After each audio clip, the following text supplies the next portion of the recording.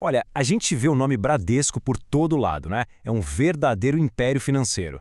Mas e se eu contasse que esse gigante todo nasceu da fome, da rua? Que ele foi criado pela mente de um homem que, sinceramente, tinha tudo para dar errado? Pois é essa história incrível que a gente vai desvendar agora. E essa é a grande questão, né? Como isso é possível?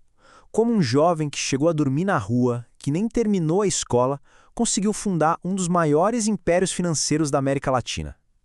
Isso aqui não é só uma história de sucesso. É uma jornada que desafia a lógica, que redefine o que significa construir algo do absoluto zero. Então, para a gente entender o tamanho desse império, a gente precisa voltar lá no começo de tudo. E o ponto de partida do Amador Aguiar, bom, não era só humilde, era o fundo do poço mesmo. Olha só os detalhes. Nascido em 1904, 12º de 14 filhos, de uma família de lavradores. Teve que largar a escola com 13 anos para ir para a roça e, aos 16, saiu de casa só com a roupa do corpo. Chegou a dormir em banco de praça, passou fome. Sério, esse não é o começo da história de um futuro magnata, né? Mas é exatamente aqui, nessa dificuldade toda, que o DNA da visão de negócios dele começou a ser forjado. E a partir desse ponto que a história dele parece que vira um filme, sabe? Cada porta que se fechava, cada obstáculo que aparecia, de alguma forma se transformava num degrau que ele usava para subir.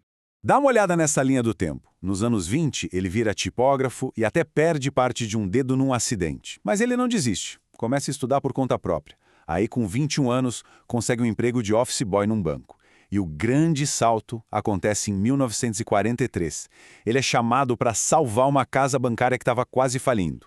E aí o que acontece? O dono morre de repente e ele, Amador Aguiar, assume o comando. O que era para ser um resgate vira a fundação do próprio império dele, o futuro Bradesco.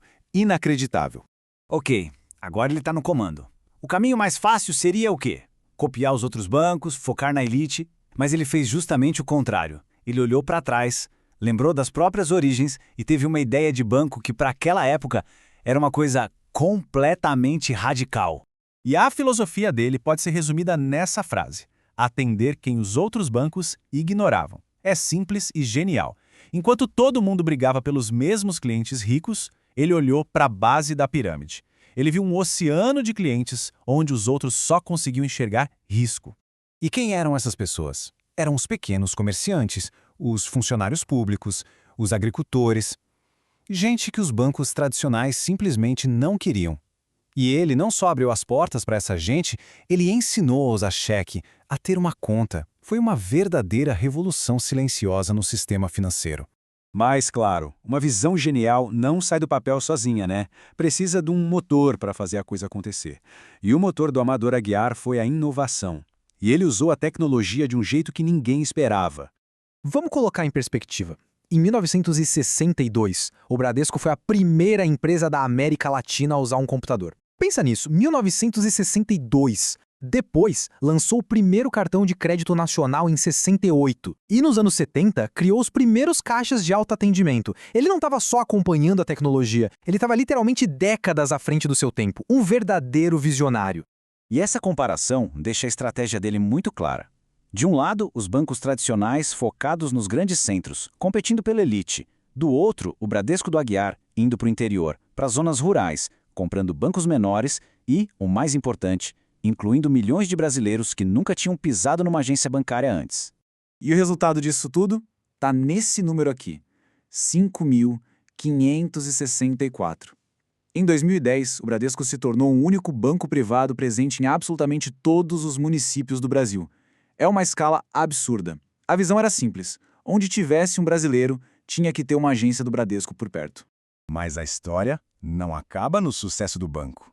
O legado do Amador Aguiar vai muito além disso. E ele se completa na maior obra da vida dele.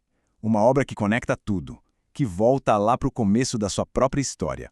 Essa obra é a Fundação Bradesco, criada lá em 1956. É uma entidade sem fins lucrativos que oferece educação gratuita e de qualidade.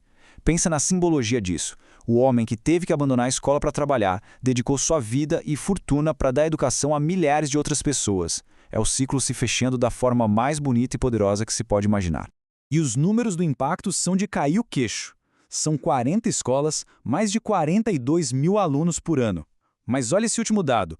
Os ativos do fundo, 85 bilhões de reais. Ele não só criou as escolas, ele deixou um patrimônio gigantesco para garantir que essa missão de educar nunca, jamais pare. Amador Aguiar faleceu em 1991. E o que ele deixou para trás não foi só um banco. Foi uma organização que mudou completamente o cenário financeiro e principalmente o social do Brasil. E tudo isso nos traz para hoje, com uma pergunta final para a gente pensar. Será que esse DNA de um fundador visionário focado em inclusão, em resiliência, será que isso ainda é o suficiente para guiar um gigante como o Bradesco na era das fintechs, da concorrência digital? A resposta para essa pergunta, ela vai definir o próximo capítulo dessa saga impressionante.